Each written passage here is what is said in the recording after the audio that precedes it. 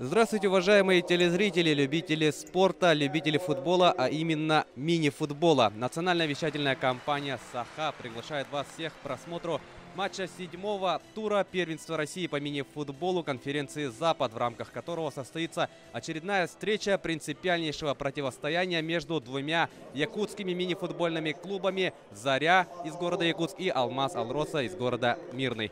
За ходом этой встречи за ходом этой встречи будем наблюдать мы, я Власий Сергеев и Александр Посельский.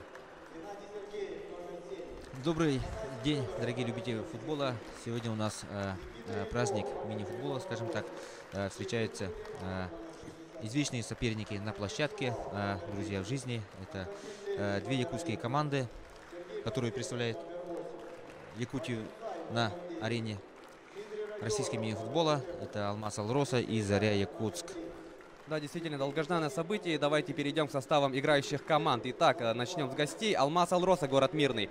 Вратарь, 13 номер Давид Савлохов. 3 Алексей Ляхов. 7 Геннадий Сергеев. 8 Сергей Просветов. 9 Вадим Цай. 10 Константин Шувалов. 11 Константин Левин. 14 Дмитрий Родионов. 23 Денис Целюх. 33 Евгений Фомин. 62 Бехрус Сулейманов. 77 Афанасий Федоров. Внимание, дорогие друзья. И 98 Никита Илько.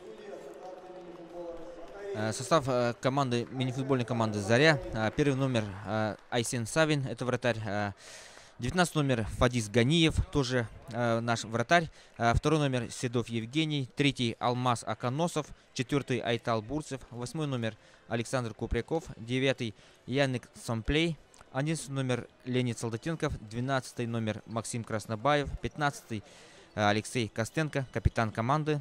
21 номер Роман Цивцев, 22 номер, тоже обратите внимание, это Дмитрий Матыцын, один из новых лидеров команды. 23 номер Джелустан Пестряков, воспитанник Якутской школы мини-футбола. И 24 номер Максим Фролов, главный тренер Олег Марченко. Да, ну что ж, представили мы составы играющих команд. Давайте теперь представим судей. Первый судья Александр Комаров, второй судья Сергей Мостовой, третий судья у нас Семен Садовников и хронометрист Сергей Веденеев. Ну что ж, все готово для начала матча седьмого тура. Давненько не было у нас, как бы это странно ни прозвучало, большого мини-футбола на паркете Дворца спорта. Как вы помните, дорогие друзья, в прошлом сезоне в последнем матче тура эти команды сошлись уже на паркете спортивного комплекса Дохсон. Но в этом году, в этом сезоне, наконец-то играем в привычном месте. Заря, надо вот обратить внимание, да, проводит это единственный и последний, пожалуй, да, последний, пожалуй, матч в этом сезоне при родных трибунах, потому что вот в связи с финансовыми проблемами не только Зари, а вообще в целом мини-футбола России, многие команды не могут приехать каждый раз, каждый тур в Якутск. Поэтому решено было на совещании руководителей клубов, чтобы команды «Заря» и «Алмаз Алроса» проводили свои матчи ближе к центру, именно в Подмосковье, да. Да, к сожалению, сегодняшние реалии российского мини-футбола таковы. И вот поэтому мы очень радуемся вот событию, да, данному событию, долгожданному событию, якутскому дерби. Команды, конечно же, вне зависимости от положения турнирных дел, этот матч всегда полон страстей, богат на события. Надеемся, что сегодня данная игра не станет исключением. Ну что ж, пока никакого преимущества и той, и у другой команды нету. Команды присматриваются друг к другу. И думаю, дорогие друзья, вы заметили то, что состав Зари вновь обновился. Каждый сезон мы видим новых игроков. И вот Александр в начале нашего репортажа, да, действительно обратил особое внимание на Дмитрия Матыцына. Присоединился он в этом сезоне к дружине Олега Марченко. И сразу с первых же матчей стал очень хорошо играть. И, думаю, сегодня мы увидим его дриблинг, его умение на скорости вот одним рывком уходить от соперников. Ну и просто вот бить да пасоваться. Да, вот и 12 номер это Максим Краснобаев. Футболист играл в составе «Зари» пару сезонов. Еще это было в 2012-2013 годах. Футболист, скажем так, левоногий. Он очень отлично бьет с левой ноги. Ну и продолжая разговоры о фокусе на персонах нашей сегодняшней игры, конечно же, мы видим сегодня с капитанской повязкой Костенко Алексея. Прекрасно все любители мини-футбола помнят, что он выступал в составе мирнинцев. Ну а сегодня вот получилось так, что на дерби вышел с капитанской повязкой вот за столичную команду. Здорово тут может получиться. Евгений Седов очень шустро перекатил мяч от одной ноги на другую, но дальше уже мы видели то, что мирнинцы подстраховали. Что касается вот селекционной работы Алмаза Алроса, то она очень работает, мне кажется, очень грамотно, да, и приобретает футболистов точно на конкретные позиции, на конкретные, можно сказать, даже под какой-то рисунок игры. Допустим, вот Вадим Цай, опытнейший игрок, поигравший во многих командах высшей лиги, и сейчас сразу уже играет в первой четверке команды, неплохо комбинирует с партнерами. Ну а в целом костяк мирнинцев, она неизменная. Это Левин, Родионов, Ляхов, Селюх. Вот эти футболисты, которые выступают за команду из Алмазного края много лет. Да, на протяжении скольких лет уже, да? Данные товарищи продолжают выступать за команду мирнинцев. Ну и, конечно, вот сегодня мы ждем появления, конечно же, Афанасия Федорова. Афоня присоединился, сначала мы помним то, что он покинул Зарю и присоединился к команде Прогресс из города Глазов. Но там, к сожалению, вот тут давайте досмотрим опасный эпизод. Джилстан Пестряков здорово подстраховал своих сокомандников. Ну так вот, и Матицын тут бьет. Сергеев блокирует. Ну и вот Афоня перешел в Суперлигу. Там у него дебютировать так и не получилось, но все равно пару месяцев позанимался с командой Суперлиги, обрел бесценный опыт, я думаю. И вот этим летом присоединился он к составу Алмаза. Опасный удар. Савлохов на месте. Ну и до этой игры я поговорил с Афанасием. Он был в отличном настроении. Говорил, что очень соскучился по Дворцу спорта. В общем, был, как всегда, хорошо, очень отлично заряжен. Посмотрим, что он сегодня нам покажет. Ну а сейчас угловой у ворот Зари. Геннадий Сергеев идет подавать. Разыгрывает мирнинцы. Опасный удар. Да, это бил Константин Шувалов. 10 номер. Тоже многолетний лидер атак Алмаза Алроса. Мне он манера игры чем-то напоминает даже Лионеля Месси. Да. Тоже левоногий, тоже невысокий, юркий такой, да, и техничный. Тоже отлично бьет. И вот контратака. Яник Самплей. И решил пробить. И Савлохов вовремя вышел. Сократил угол обстрела. И Янику вроде бил хорошо, но... Параллельно набегал Джилстан Пестряков. Но я думаю, в принципе, Яник принял, да, действительно правильное решение. Ну что ж, опасный момент. Моменты пошли, да. Веселый футбол начинается. Пестряков будет подавать. Вот он, Матицын. А вот за этими движениями сегодня будем с удовольствием наблюдать. Вот уже видим то, что начинает он показывать. Ну и Пестряков тут упустил мяч за пределы площадки.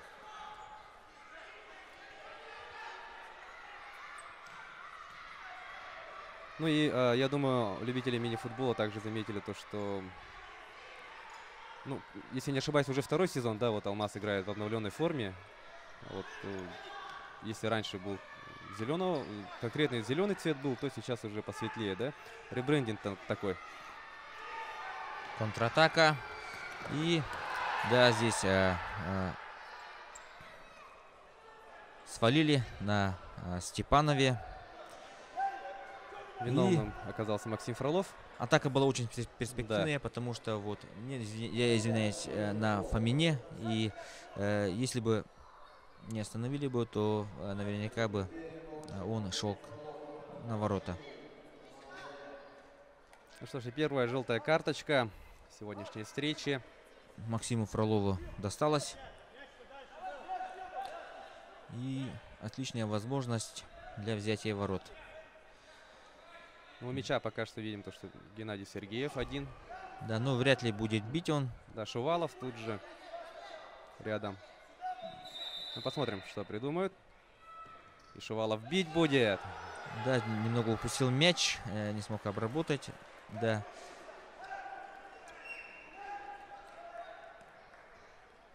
Да, кстати, еще до матча у Афанасия спросил, вот, если забьешь, праздновать будешь? Афанасий сказал, что, конечно же, не будет праздновать. Да, многие футболисты именно так и поступают, когда вот забивают своим бывшим командам. Ну, бывает и так, что когда бывает что-то хотят доказать, да, Да. кому-то, может тренеру, может игрокам, что его зря отпустили, может. Но в данном случае Афанасий, он признался, что если забьет гол, то... Да, праздновать не будет. А мы помним прекрасно, совсем недавно, да, на этой же площадке Афанасий Федоров, забив в ворота подмосковного «Динамо», Кульбиту тут показывал. Давайте досмотрим сейчас эту атаку. Максим Краснобаев шел на ворота. Ну и видим, что собрался народ посмотреть на наше дерби. Я думаю, даже человеку далекому от мини-футбола данное противостояние интересно. Костенко. Назад на Фадиса. Ну и тут передача получилась безадресной. Было, конечно, время, когда игры в высшей лиге проводились очень часто, регулярно, скажем так, да. Буквально каждый месяц к нам приходили команды. Да. Было очень весело, интересно. Мы знали в лицо всех соперников по именам. Но сейчас, к сожалению, такого нет.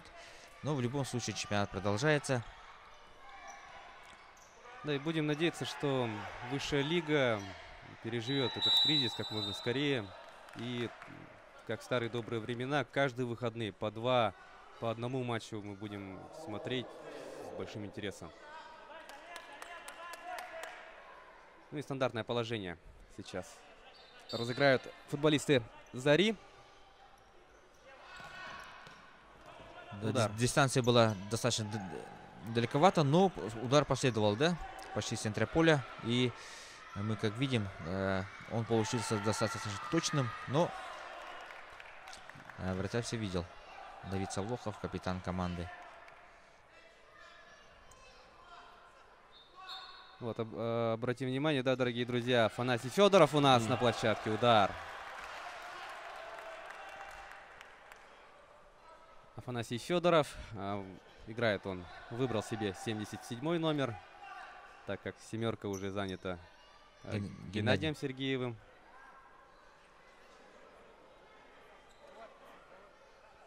Ну, там небольшая профилактическая беседа, видимо, с Костенко проводит арбитр матча.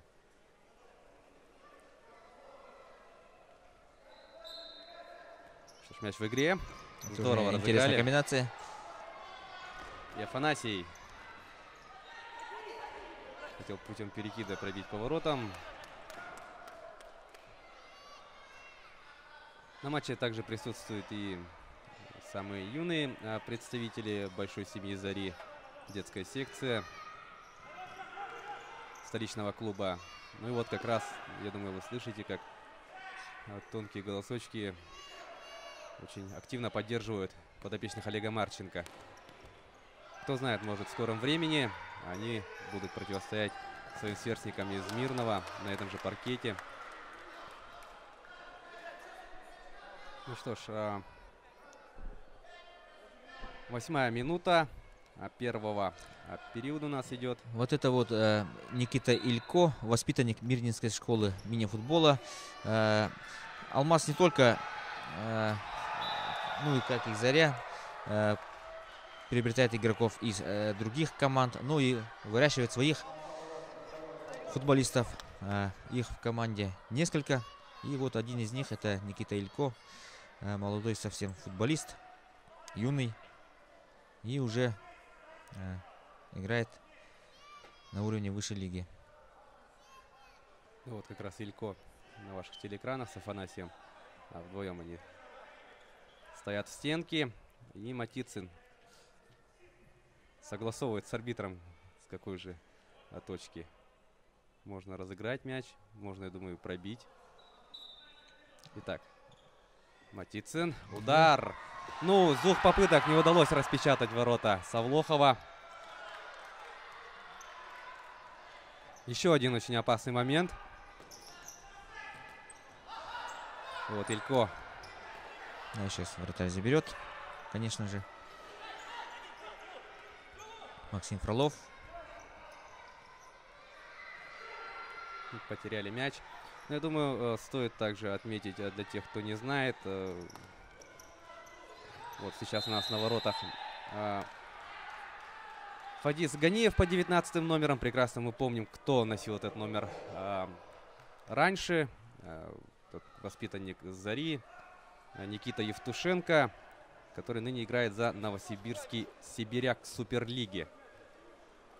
Очень знаменательное событие для мини-футбола якутского, для якутского спорта в целом, что парень, который вырос на полях, играл там в 202-м микрорайоне, ну а сегодня играет в Суперлиге с сильнейшими игроками России.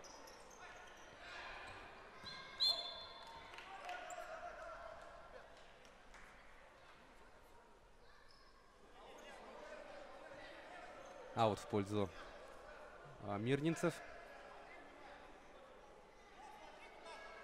Сергей Просветов, тоже опытнейший футболист, игравший в командах Суперлиги.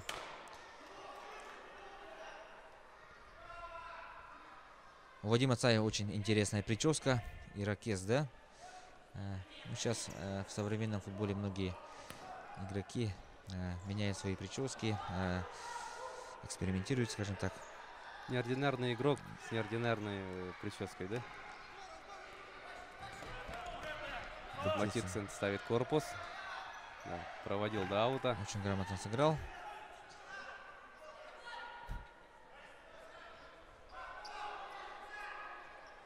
Ну что ж. Счет пока 0-0. Треть первого тайма уже сыграна. Но опасные моменты есть. Я думаю, счет будет открыт в ближайшее время. Обе команды очень нацелены. Да, и вот, да, Константин Левин с левой ноги пробивает очень точно. Мяч, казалось бы, не самый сильный, да? Но он был точным, и вратарь не видел момент удара. Да, из-под игроков, конечно же, вылетел мяч. Трудно было очень Ганиеву в этом эпизоде сориентироваться, среагировать. И Мирный открывает счет. Итак, 1-0 впереди мирнинцы.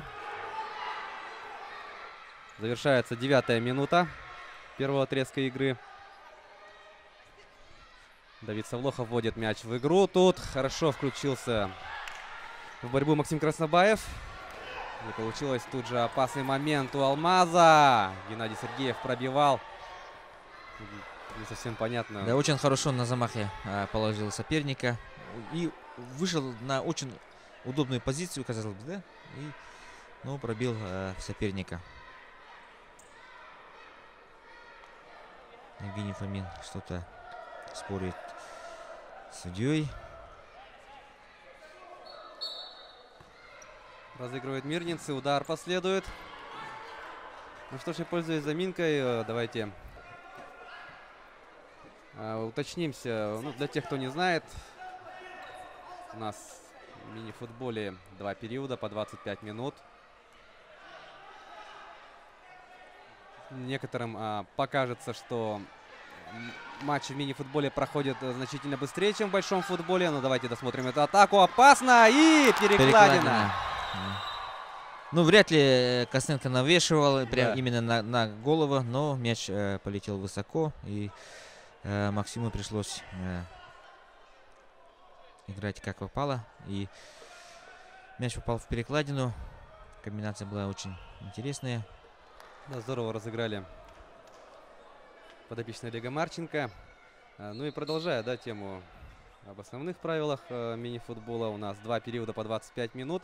И, дорогие друзья, у нас игра не будет идти только 50 минут, так как каждый раз, когда мяч покидает пределы поля, время останавливается. Поэтому, ну, я так думаю, часа полтора часа мы будем наслаждаться якутским дерби. Мирницы с мячом.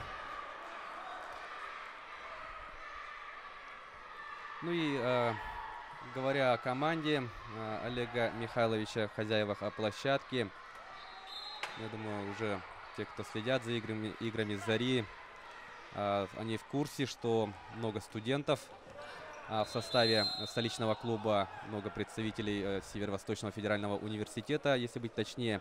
Идет сотрудничество тренерского штаба Зари с сборной университета под руководством Сергея Павловича Скрябина. И вот уже на протяжении 2-3 сезонов множество студентов играют в составе Зари, а также защищают честь родного университета. Причем очень успешно. Мы знаем то, что они выигрывали финал Ассоциации спортивных клубов университетов России. Ну и вот совсем недавно, пожалуй, самый большой успех команды наших студентов — это опасный момент. Самый большой успех — это 3-е место в финале всероссийского проекта «Мини-футбол вузы», самого престижного соревнования среди студентов. Да, это очень высокое достижение.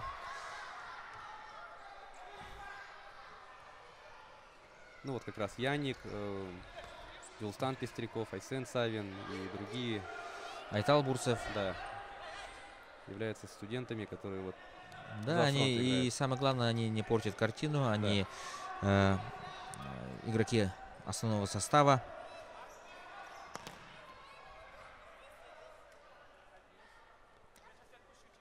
Максим Фролов пытался пробить.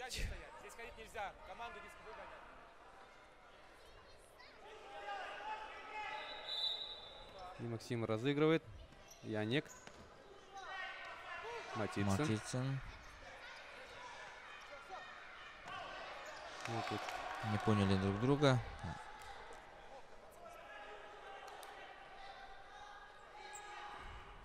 Да, бессменный тренер нашей якутской Зари Олег Михайлович Марченко. По словам футболистов, очень хороший мотиватор. Такой, скажем так,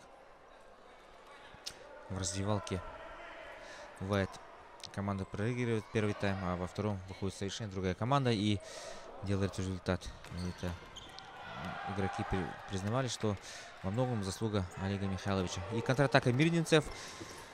И удар! И, да. Ну, вы прекрасно сами все видели, как здорово мирницы. Как по ноткам, да, все. Здорово разыграли. И Константин Шувалов записывает это результативное действие. Здорово он открылся на передачу партнера. Смотрим повтор. Откатил назад и...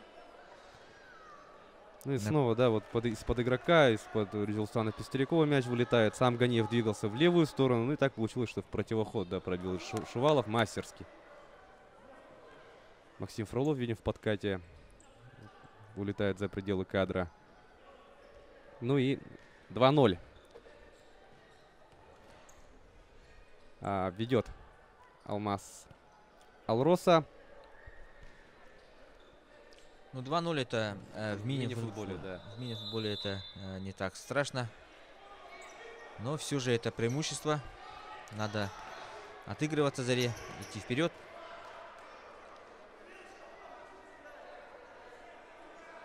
Но сделать...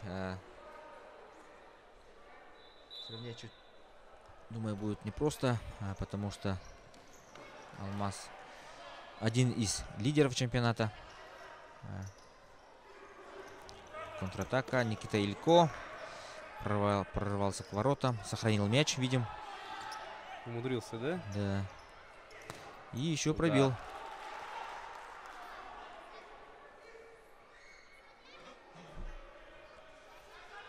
Сергей Мирошниченко, старший тренер команды Алмаз Алроса. Многолетний лидер мирнинской команды, воспитанник клуба. Сколько побед связаны с именем Мирошниченко. Он буквально завершил карьеру год назад, если не ошибаюсь, или 2 года назад. До последнего выступал, но сейчас решил, что все-таки пришло время Делиться опытом с молодыми, да, представителями родной команды. 13-я минута идет. 2-0. Вот Афанасий. Вот эту комбинацию мы уже увидели во второй раз, когда вот мяч черпачком после аута на дальнюю свалили на Джилустане Пестрякове. Купряков Александр обыграл. Можно еще замах, еще. И запутался в собственных ногах. Купряков Александр, настоящий боец на площадке. Он может всегда оставить все силы в игре. Ну да, за бойцовскими качествами Александра Купрякова фанаты, болельщики «Зари» наблюдают уже на протяжении десятилетия. 13-й сезон, если не ошибаюсь, Купряков проводит в составе «Зари». Больше, чем кто-либо другой, наверное, в составе. Да. Ну, хотя есть и заявки на сегодняшний матч. Леонид Солдатенков, тоже ветеран команды. Но если он выйдет, то посмотрим его в деле. Вот, Купряков здорово поставил спину, не позволил Илько добраться до этого мяча. Если бы Илько доходил, то там, конечно же, выходил на ударную зону 1 на 1. Олег Михайлович Марченко на ваших телекранах. Как всегда в раздумьях, да? Своей излюбленной, скажем так.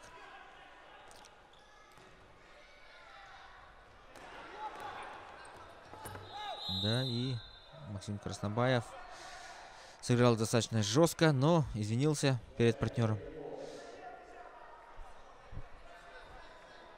Вадим Цай.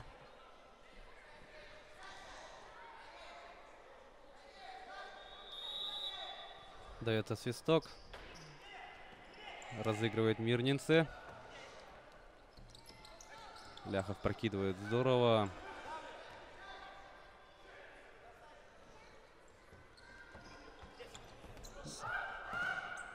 Головой.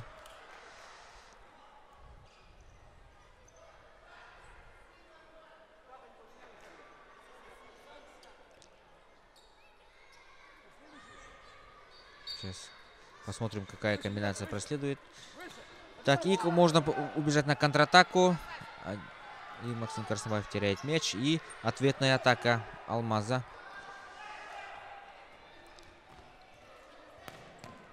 Надежная. Играет Фадис Ганиев.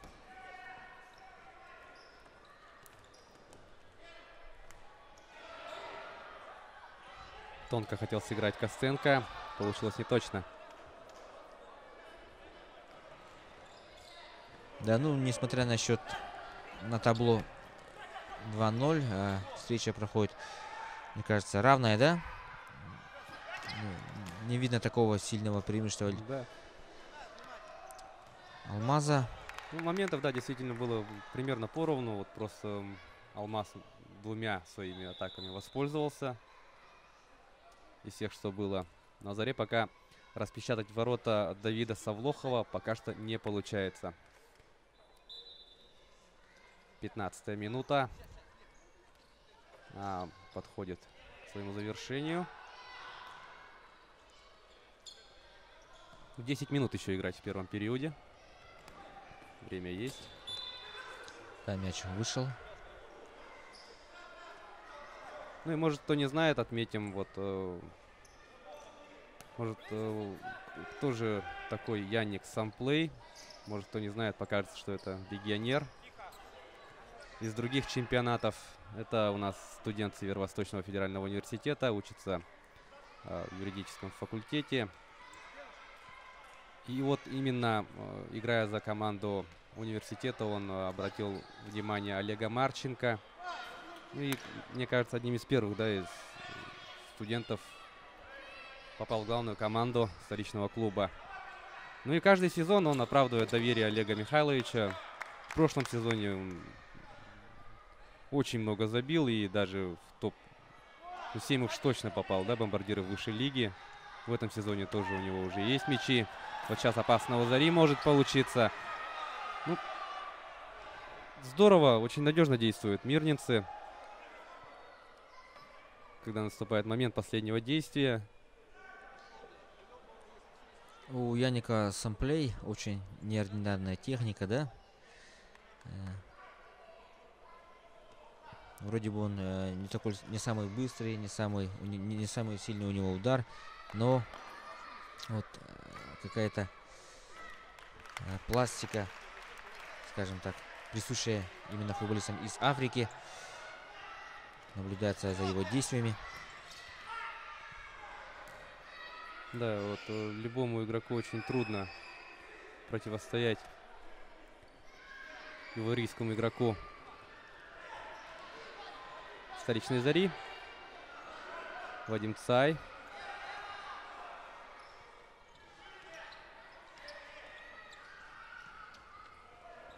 Много двигаются команды, много у нас борьбы.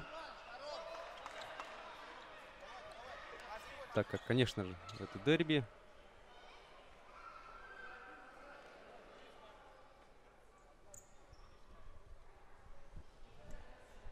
Многое меняется в высшей лиге, конечно, но принципиальность этого противостояния неизменна. Мощный удар Левина Константина.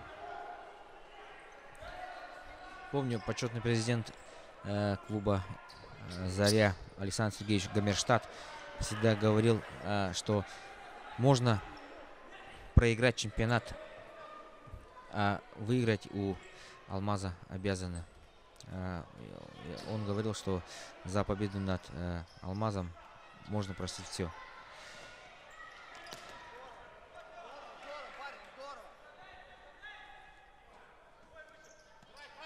Да, когда Александр Сергеевич проживал в Якутске, обязательно практически на каждой игре присутствовал.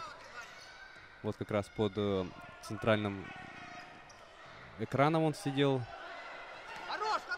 И я уверен, что всегда это служило дополнительной мотивацией для игроков «Зари». Просветов выходит на ударную позицию и бьет в ближний угол. Чуть не точно. Недоволен своим ударом. Заря тоже сменила четверочку. Пеков, Седов и ошибка. Шувалов. Да, там его Подталкивал, да, в спину, да, Александр Купряков.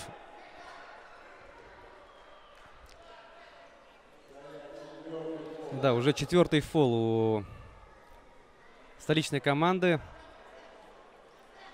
И почему это опасно, дорогие друзья? Так как при наличии 5 нарушений правил в одном периоде, каждый последующий уже карается с 6-го начиная. А фола уже каждый последующий фол будет караться 10-метровым ударом.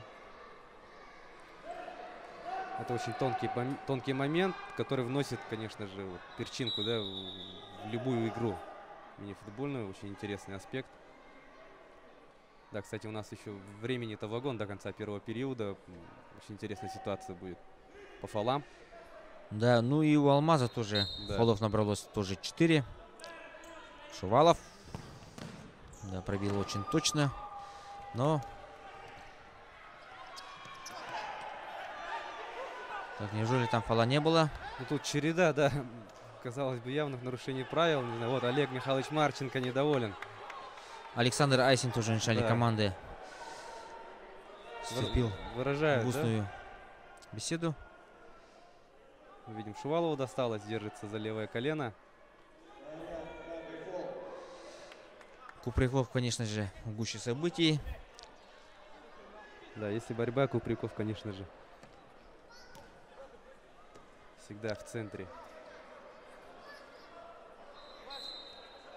Ну и у Зари 5-й уже фол. А играть еще чуть больше 7 минут. Ну, вот как завелись игроки, да, уже яростная Да. борьба идет на каждом участке поля. Быстро разыграли, до Костенко мяч не дошел, и контратаку Выход 2 в идет. 1. Да, и попридержал мяч, мне кажется, Константин Шувалов. Там читалась передача на партнера, который набегал слева.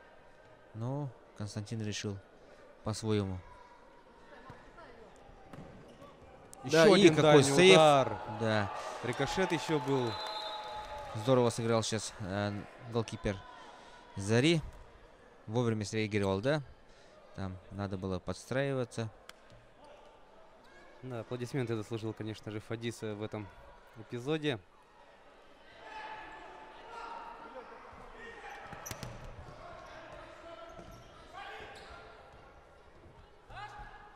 Так, и отворот.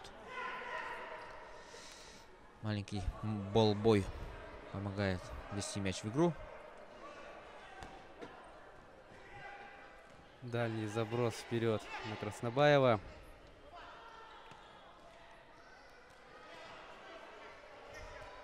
Совсем не просто сейчас приходится Заре, потому что она висит на волоске от 6-го фола, за который будет пробиваться 10-метровый удар.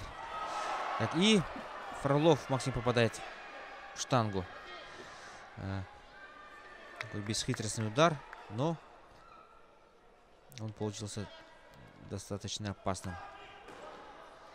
Да, малого не хватило, чтобы распечатать ворота Савлохова. Еще одна возможность для контратаки. Но Краснобаев. 3-2 убегали. Олег Михайлович держится за голову. Не разделяет он взгляды на эту атаку. Да, ну, надо согласиться, что Краснобаев действовал достаточно прямолинейно, да? Да. Вышел и просто пробил соперника. Леонид Солдатенков появился на площадке. Ветеран. Многоопытный игрок, который в свое время возглавлял дубль Зари. Причем достаточно успешно, Да. я бы сказал. Они заняли в сезоне, как бы не соврать, 2010-11, наверное, когда в составе выступал Афанасий Федоров. Бронзовые медали среди команд юниоров, юношей даже в чемпионате России. Ну и если продолжать говорить об успехах молодежного сектора Зари, в 2015 году дубль Зари под руководством Николая Шарковского также удостоился бронзовых медалей высшей лиги. И Афанасий. Да.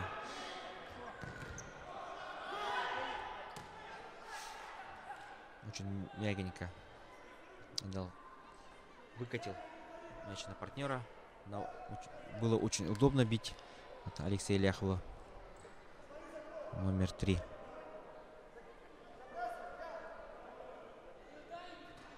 До сих пор как-то непривычно видеть Афанасия не в красной футболке. Крайняя смена у нас.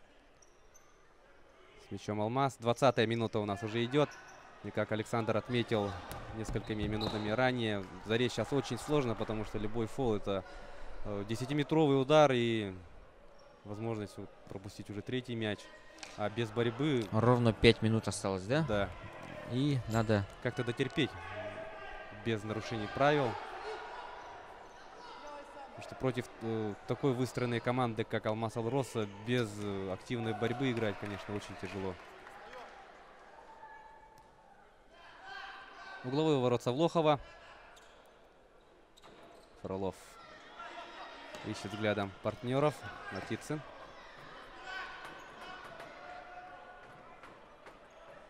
Интересная работа с мячом. Яник. И да, дождались. Максим Фролов очень точно пробил в неперекрытый угол, вратарем угол ворот. И 2-1. Сам же ввел мяч в игру. Потом вот такая перепасовка Матицына с Яником. И Яник увидел, да? Да. Хорошо увидел партнера. А там Савлохов уже остался у той штанги. Ну и там Савлохову, конечно же, что-то сделать очень было трудно. Ну что ж, 2-1, сократили отставание. Призывает болельщиков Яник Самплей, чтобы еще более яростно поддерживали команду. И ивуарийский футболист записывает на свой счет голевую передачу.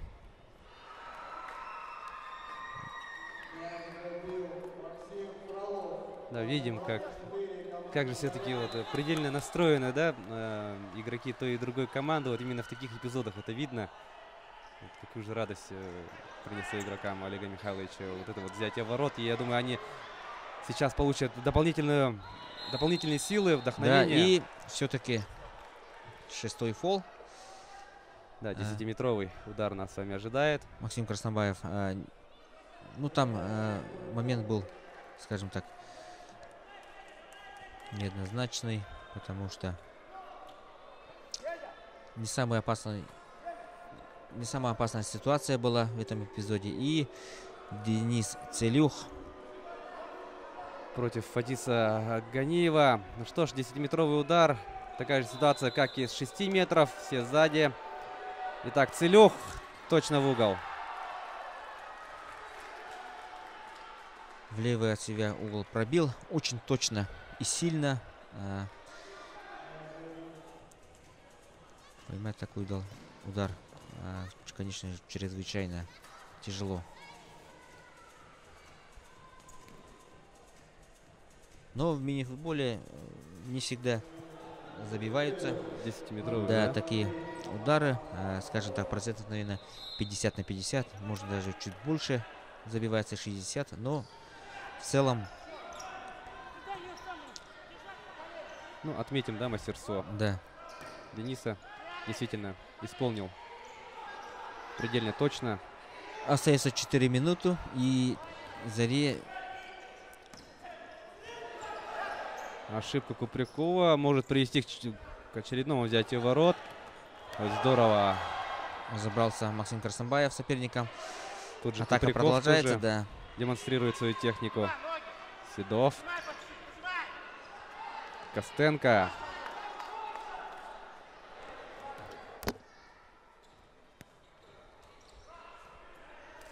Но Заре по-прежнему нельзя фалить. Да, и 5-й фол получает Алмаз Алроса тоже. Да, за 3 минуты до конца первого периода. Может и в пользу Зари 10-метровый будет назначен. Алмазу сейчас тоже фалить нельзя.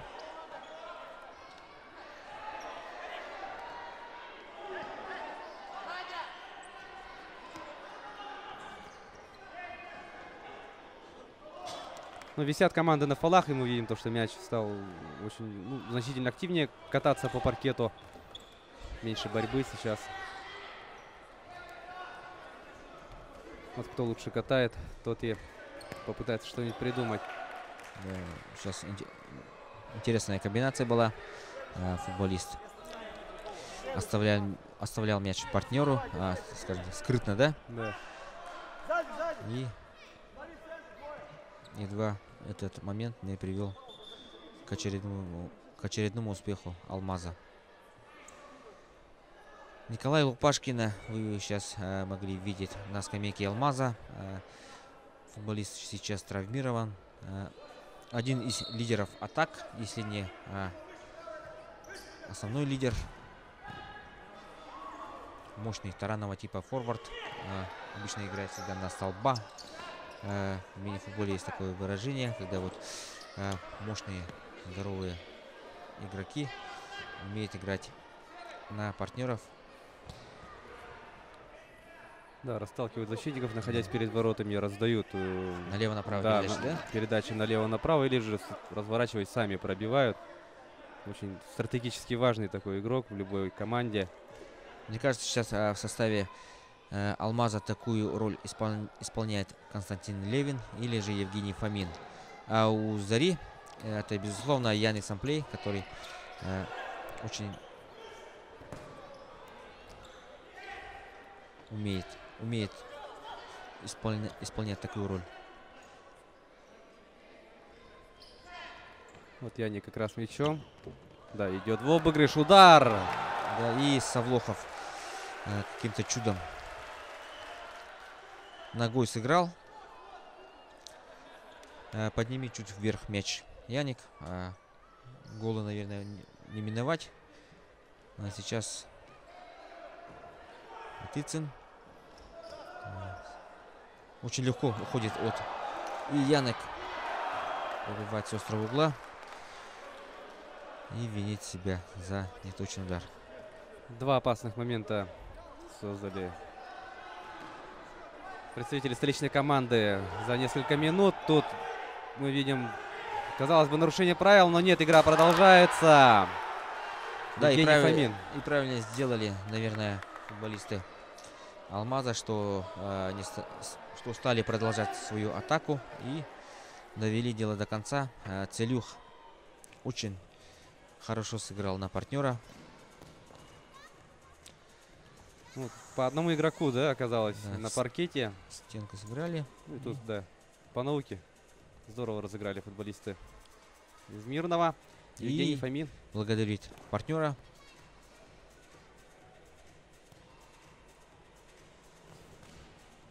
Да,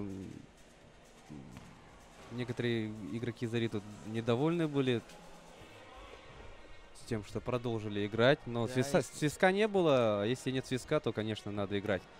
Да, но справедливости ради можно, хоть это и не имеет сейчас роли, но было заметно, что да, фол со стороны Алмаза, ну, может, небольшой, но сейчас на повторе мы увидели.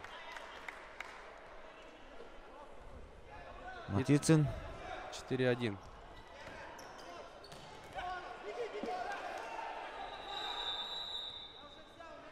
Чуть больше минуты остается играть. И минутный перерыв.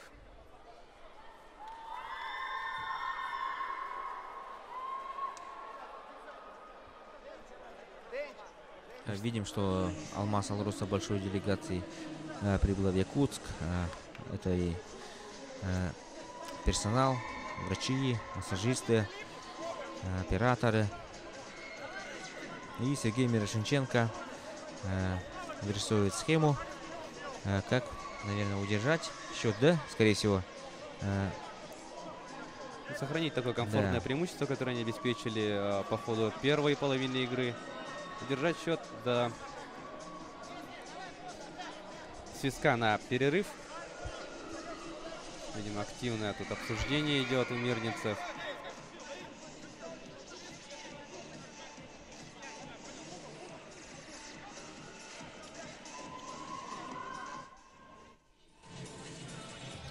Олег Михайлович Марченко тоже объясняет своим подопечным, как нужно провести концовку в первые 25 минутки.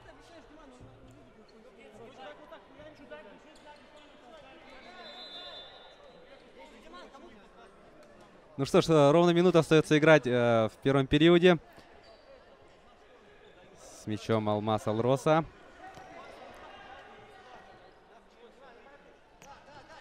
Фомин играет на Сергеева. Сергей возвращает Фомину. Заброс вперед.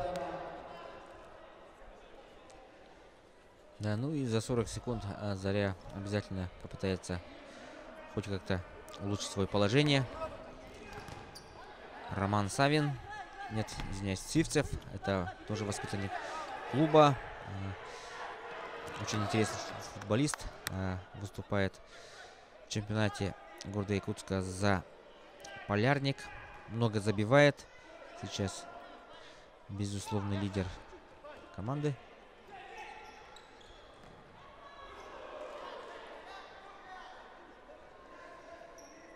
Евгений Седов пробивал с левой ноги. Высоко. Да, и буквально считанные секунды остаются. 6 секунд. И сейчас посмотрим. Надо бить. Что и делает Евгений Седов. Все. 4-1. 1-4, вернее. Алмаз уходит на перерыв.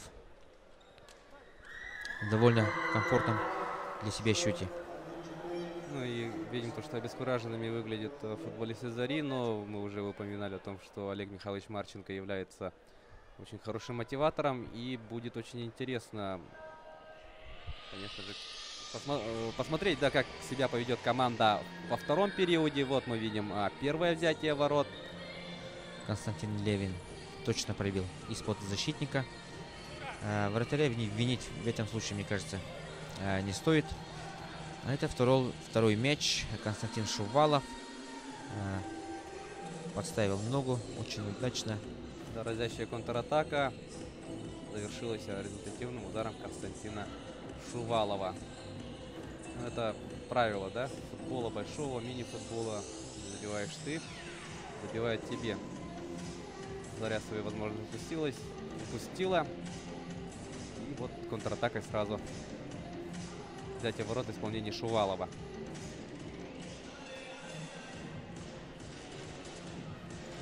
А это гол Зари. Яник Самплей отдает мяч на Максима Фролова, а тот почти в пустые ворота закатывает мяч. 2-1 счет был к этому времени. Казалось бы, вернулась интрига, да? Да. Ну вот, Яник здорово увидел Фролова, про которого вся четверка, да, забыла. Оставила одного. И такие вещи в мини-футболе, конечно же, сразу наказываются. Ну а затем был 6-й фол Зари, после которой Денис Салюх точно пробивает 10-метровый удар.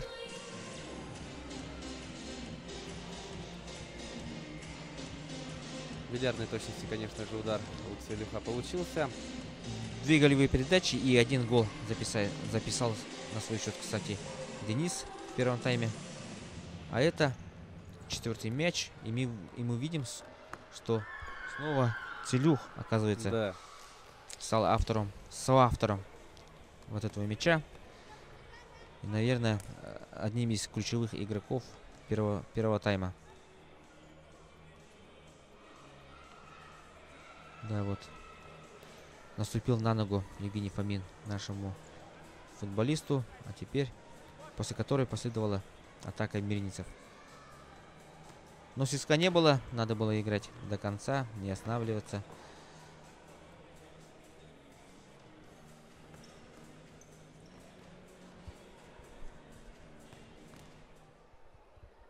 Ну что ж, все готово для начала второго отрезка игры 7-го тура первенства страны по мини-футболу среди команд высшей лиги. Для тех, кто только присоединился к нам, мы напомним, что сегодня на паркете Дворца спорта 50 лет победы в рамках очередного матча, принципиальнейшего противостояния. Мини-футбольный клуб «Заря» принимает своих непримиримых соперников из Мирного, игроков команды «Алмаз Алроса». Вот как начинают подопечная Олега Марченко. Костенко чуть было не замкнул эту передачу. Не получилось. Да, Краснобаев, можно сказать, и простреливал, и может, даже бил поворотом. Но не получилось ни того, ни другого, хотя момент был очень опасный. Так, Заре сейчас нужно идти вперед. Другого выхода как бы нету. Надо атаковать. Ну и это тоже очень опасно, когда твой соперник Алмаз Алроса с открытым забралом, скажем так, атаковать будет не совсем логично. Надо всегда оглядываться назад в обороне. Александр Купряков. Костенко. Снова Купряков с мячом. Безадресной получилась передача. Но я думаю, дорогие друзья, вы заметили, во втором периоде место в воротах занял Айсен Савин. Тоже один из представителей сборной Северо-Восточного федерального университета. Воспитанник Мегина Кангаласской школы мини-футбола. Он школу закончил в селе Мая. Тренировался под руководством Андрея Слепцова. И удар. Да. Сергей Просветов. Нет, оказывается, показалось, что мяч покинул поле от игрока Мирнинцев. Здорово катает мяч Мирнинцев, согласитесь. Просветов как раскачал-то. Ну что ж, 1-4. Заре надо идти вперед. Вадим Цай здорово разобрался. Да. Просветов обратно на Цая. Цай и Савин своевременно покинул свои владения. Выручил свою команду. Смена у Зари. Матицын и Яник появляются на площадке.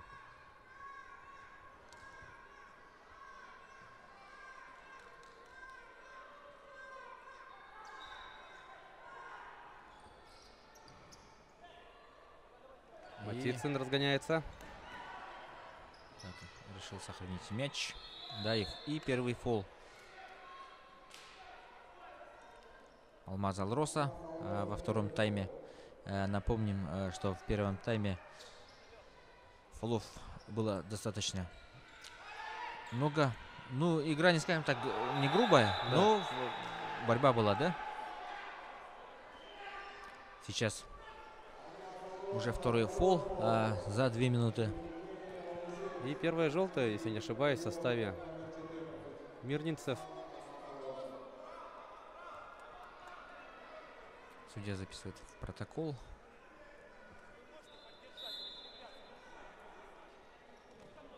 В первом периоде у нас у Зари было 6 фолов, у Алмаза 5. Я думаю, во втором отрезке игры фолов будет также много. И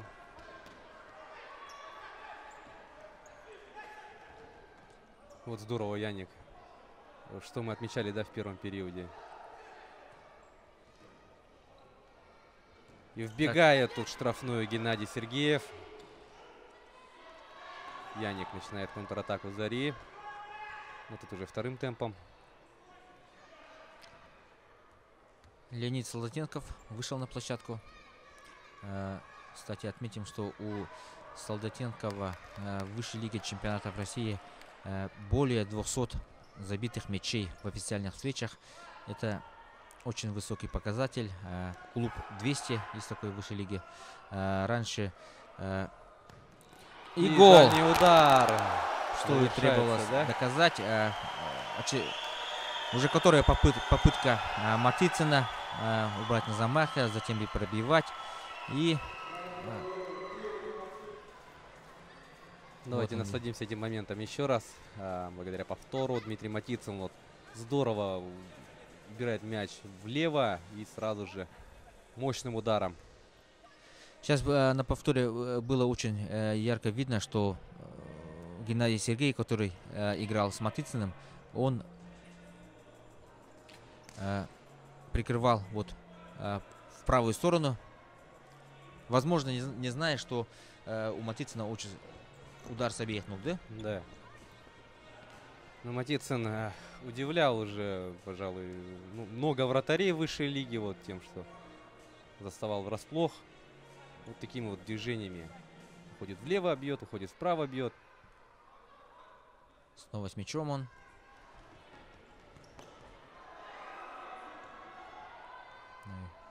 Блестяще сейчас разобрались. Поняли друг друга вратари. Защитник. Сергеев. Это нарушение правил, Максим Фролов.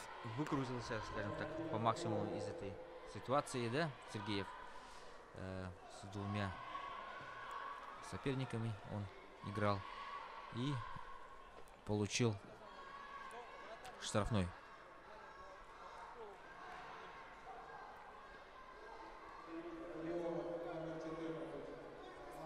Разыгрывает Мирницы. Здорово. Домашняя заготовка.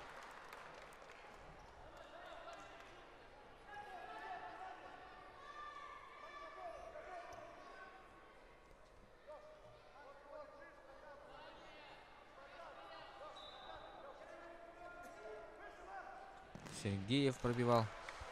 Да, ну вот за последнюю минуту, наверное, самый активный Да. в составе Мирнинской команды. Если не ошибаюсь, то Геннадий Сергеев, он уроженец Сунтарского Улуса, но выступает за Мирнинскую команду еще с юношеского возраста. И сейчас уже является игроком основного состава. Вот он выходит, отдает передачу на чуть-чуть не точно.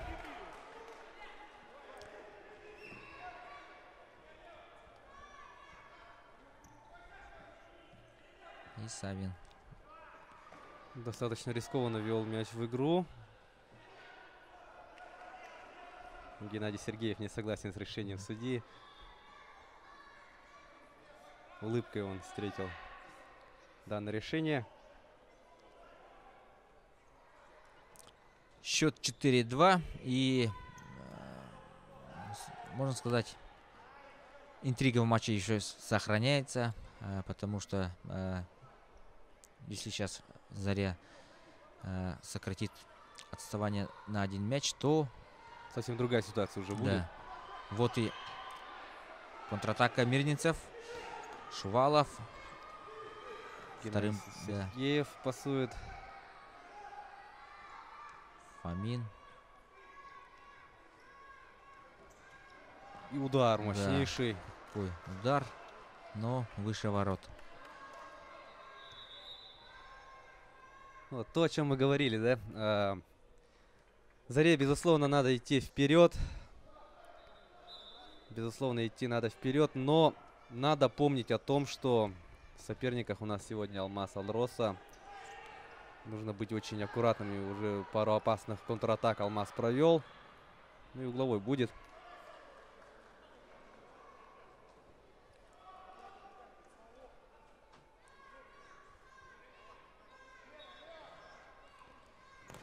Да, тоже это наигранная комбинация была. Куприков потерял мяч, но он будет догонять. И свалил.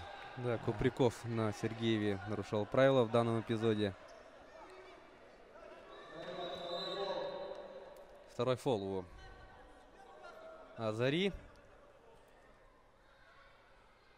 У Алмаза, кажется, тоже Да. 2-2 по фолам на 30-й минуте.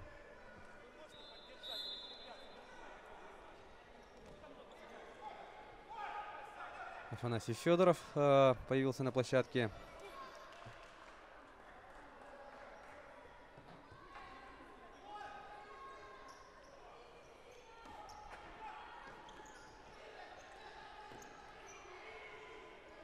Костенко. Неточный заброс вперед. Тут интересно, будет отворот или аут. Да, игра немного успокоилась.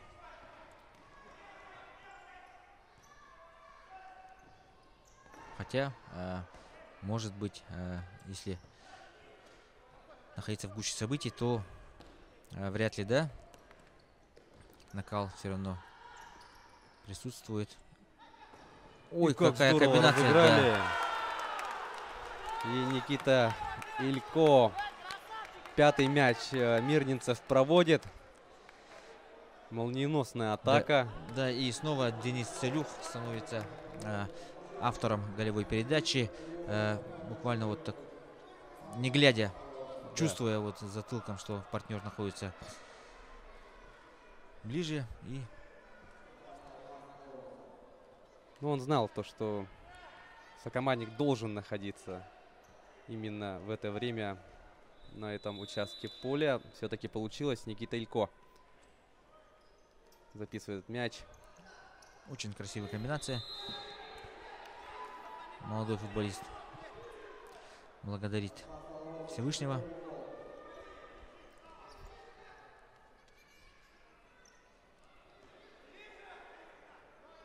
Ну и вот все так дружненько, да, празднуют голы футболисты Мирного. Матицын. Здорово уходил от двоих. Головой сейчас будет.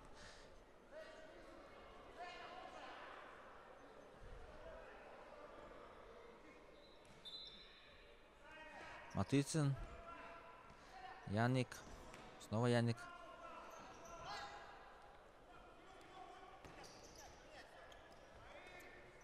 Матицын сейчас постарается что-нибудь допридумать. Яник.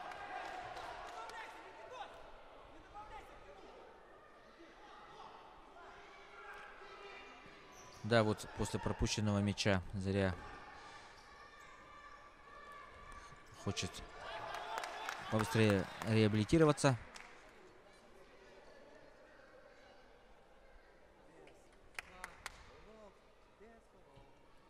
Тридцать третья минута. У нас идет 2-5. Яник выносит мяч. Видимо, мяч коснулся потолка. Будет аут. Ну вот, Заря сокращает, да, отставание. И Алмаз тут же возвращает себе преимущество в 3 мяча.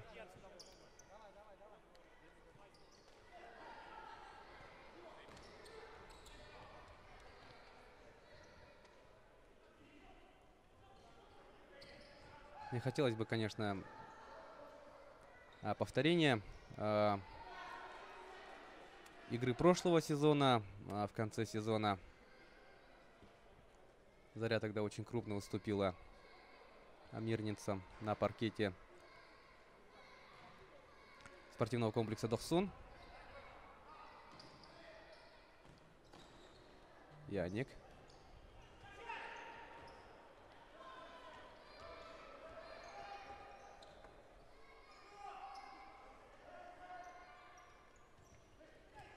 Солдатенков.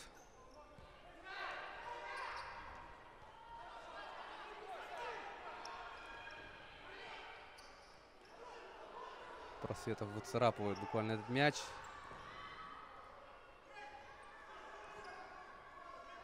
Дмитрий Рудинов сейчас очень удачно сохранил мяч, но в данном конкретном эпизоде футболисты не поняли друг друга. И мяч достался Заре, которой нужно идти вперед. Да, нужно активизироваться, искать возможности впереди. Матицын. Вот мы видим, Купряков хотел выступить в качестве блока. Матицын, удар. А это был сейв в исполнении Давида Славлохова, который умудрился подставить ногу, среагировал. Ну, Савлохов, несмотря на такие впечатляющие габариты, да, очень быстро он двигается. Да, и говоря о преимуществах Савлоха, он может хорошо сыграть и ногами, скажем так, может выдать длинный пас, точный пас на набегающего партнера. Может забить и сам. Он в прошлых сезонах забивал по 2 или может по 3 мяча регулярно за сезон. Очень важное качество для вратаря в мини-футболе. Читать игру, да? Вовремя выходить. Читать игру и вот отправлять игровой снаряд в нужный участок поля, учитывая движение сокомандника, движение соперников. Шувалов проиграл борьбу. Да, Максим Фролов сейчас не увидел партнеров. Хотя и открываний было мало. Может, поэтому и пробил, да?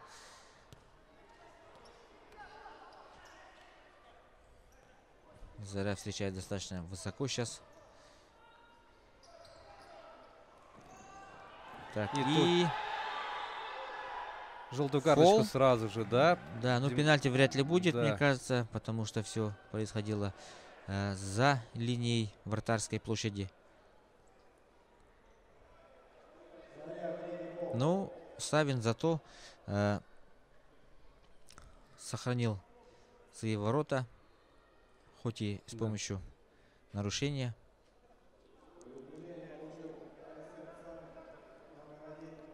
И сейчас буквально 7 или 6 метров до ворот. Целюх и Сергеев у мяча. Думают, как же разыграть или же пробить.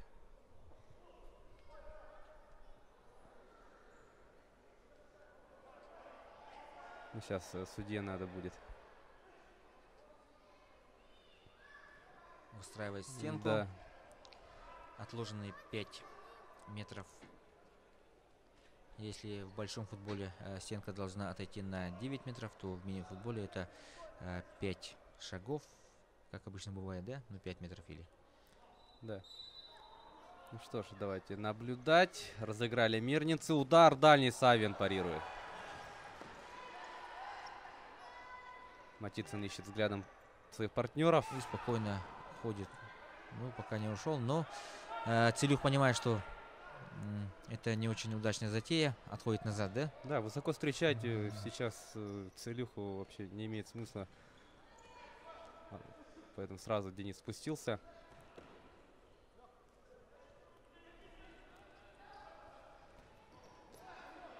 А Солдатенкова мяч покидает поле. Матицын не успел среагировать на это изменение траектории полета мяча. Алмаз вновь в атаке. Тут Да. после штанги, да? Да, этот гол соавторства Никиты Илько, который проводит блестящий матч. Именно после его удара мяч попал в штангу и отскочил на Алексея Ляхова, который буквально пробивал в пустые ворота. Вот он Илько пробивает. И мяч предательски отскакивает ровно на соперника. Поздравление принимает Алексей Ляхов. 6-2. Это уже Серьезная заявка, да, на победу в этом матче. Ну, тут, конечно, да, труднее было промахнуться.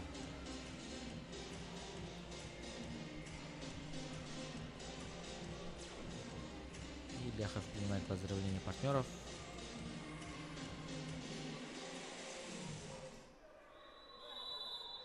В 6-й раз после пропущенного мяча Заря разыгрывает мяч в центре поля.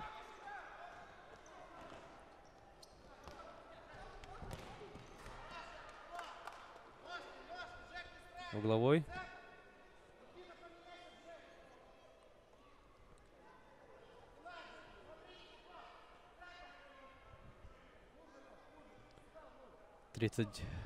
Нет, уже 40-я минута у нас.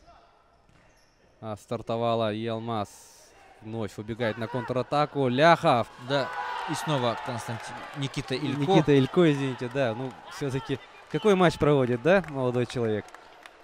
Наверное, этот матч он запомнит надолго. Снова благодарит, наверное, Бога, да? Да. Ну, такими жестами обычно, да, благодарят Всевышнего. Ну, Илько как убежал-то, да? здорово убежал и пробил не менее классно. Ну, я думаю, Все видно, да? На глазах радостного футболиста. да. Показал хорошую скорость и разобрался в этой ситуации, пробил между ног. Переиграл Савина. Да, пробил, наверное, скорее не между ног, а под опорную ногу, да?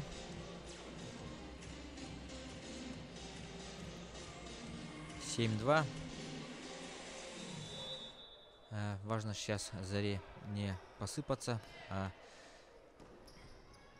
хотя бы сохранить вот этот счет. Ну и постараться, конечно, сократить. О победе, наверное, уже и речи не идет. Хотя в мини-футболе, да и в футболе бывало всякое.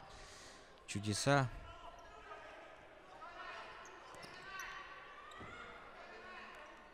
Ну, посмотрим, как же все-таки завершится данная встреча. Что нам предложит Заря? Здорово. Догонит. Фомин дальше. Ну, да, Афанасий Федоров это аж чуть не точно стелился в подкате, замыкая этот мяч.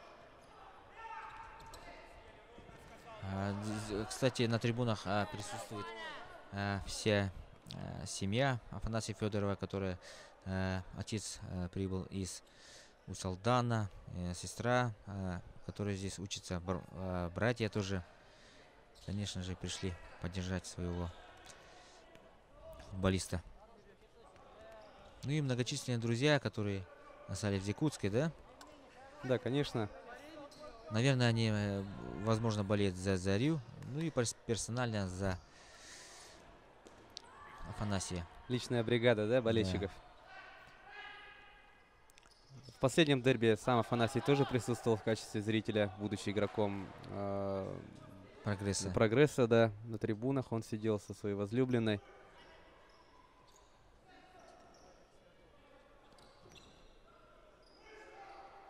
Ну, а сегодня уже на паркете.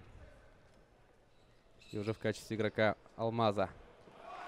Просветов сейчас ушел от 3 игроков Зари. Пробивал. Янек. Родионов с Саем разобрались в этом эпизоде.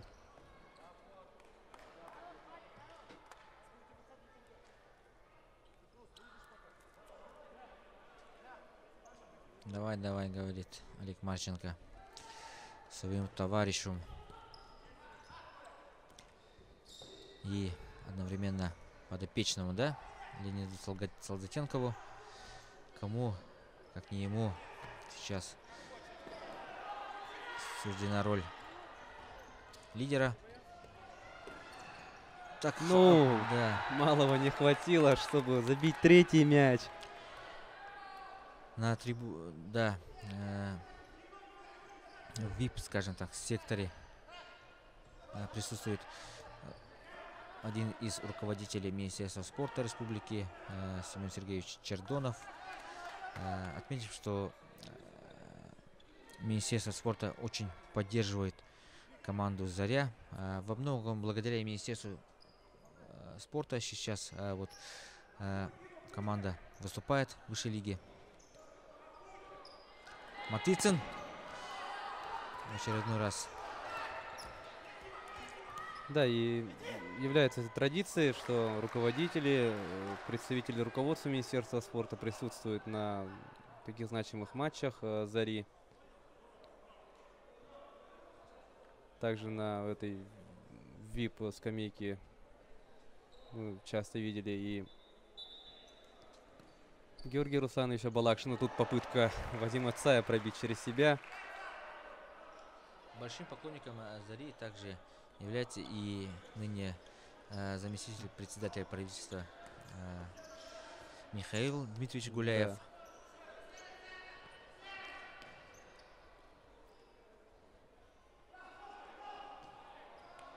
Михаил Дмитриевич раньше.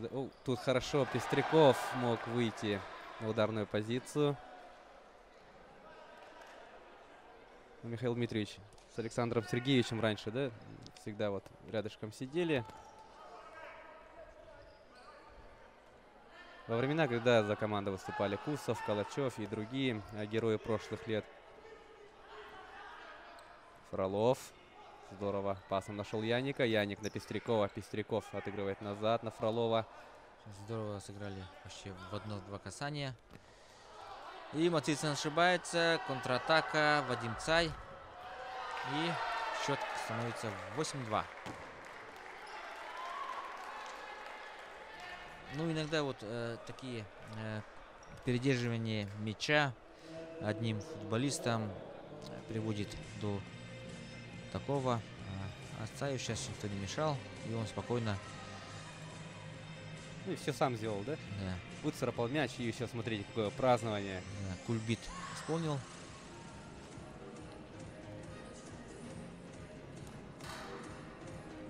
Дадим должное Вадиму. Все сам для себя сделал и, Перехватил. да, выгрыз буквально этот мяч, пробежался по правой стороне площадки и очень изящно реализовал этот выход 1 на 1. И забив, на смену отправляется Вадим Цай. 8-2. И остается играть-то чуть больше 5 минут. И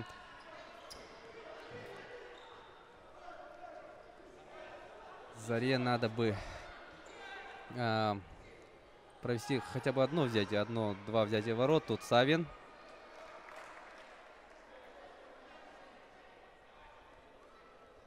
Ну, в рядах, да, вот Алмаза наблюдается спокойствие на скамейке.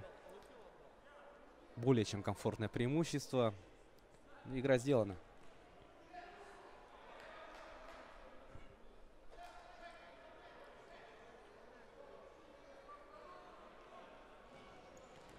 Ну и вот даже такие мячи залетают, да, вот одно дело, когда красивые, ну и даже залетает вот все, что... Да, бывают такие, конечно же, Да. матчи, когда это очень удачный день для, Да. скажем так, да? И неудачный для Зари. Грудью забивает Евгений Фомин. А Денис Целюх, Да.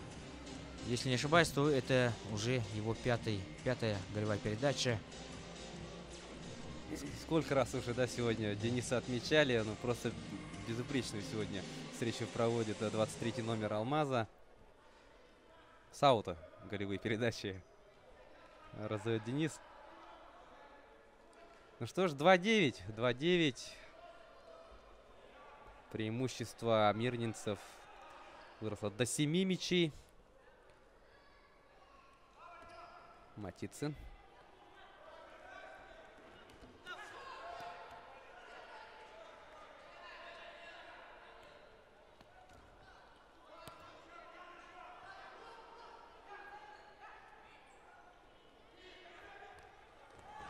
Савлохов. И снова контратака. Афанасий Федоров. Да, очень неточную передачу он отдавал. Сейчас почти в никуда получается. Но, возможно, это и к хорошему в данном случае для болельщиков Зари.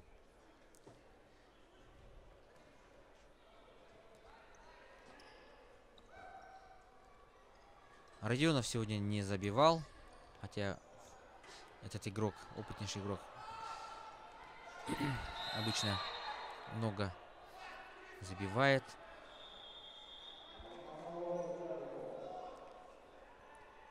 Против Джилстана Пестрякова нарушали правила в этом эпизоде. К мячу подходит Дмитрий Матицын. И сейчас Давид Савлохов построит стенку. После чего Заря попробует отыграть один мяч с этого стандартного положения.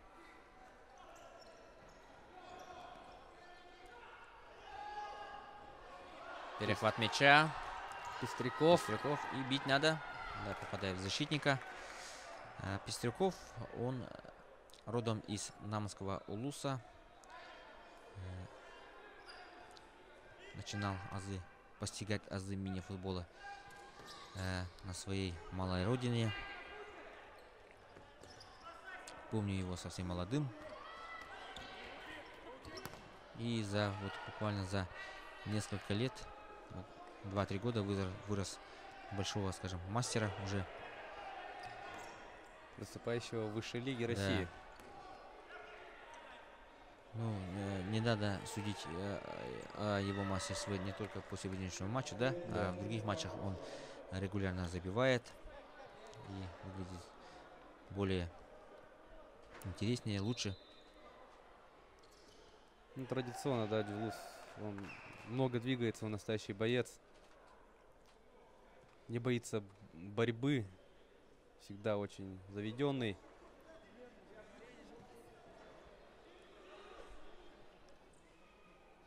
Ну и близится к завершению данная встреча.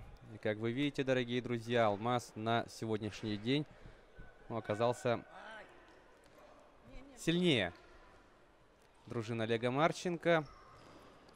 Это подтверждает счет, это подтверждает то, что мы видели сегодня на паркете Дворца спорта 50 лет Победы. Так, Олег Марченко выпустил на площадку по 3-м номерам Алмаса Аконосова. Это молодой совсем футболист, воспитанник ДЮСШ 4, фарм-клуба, скажем так, Зари, да?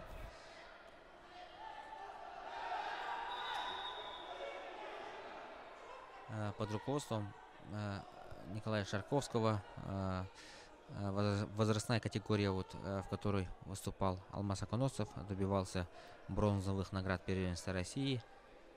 И сейчас этот футболист заметно вырос. Будем надеяться, скоро обязательно окрепнет. И выступает он уже в составе сборной города Якутска по мини-футболу. Регулярно принимает участие на республиканских различных соревнованиях.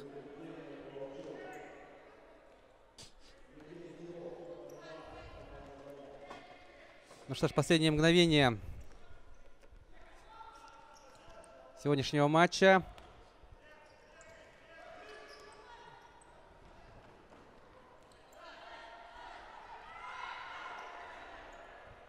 Да, мяч ушел в аут. И буквально считанные секунды остаются.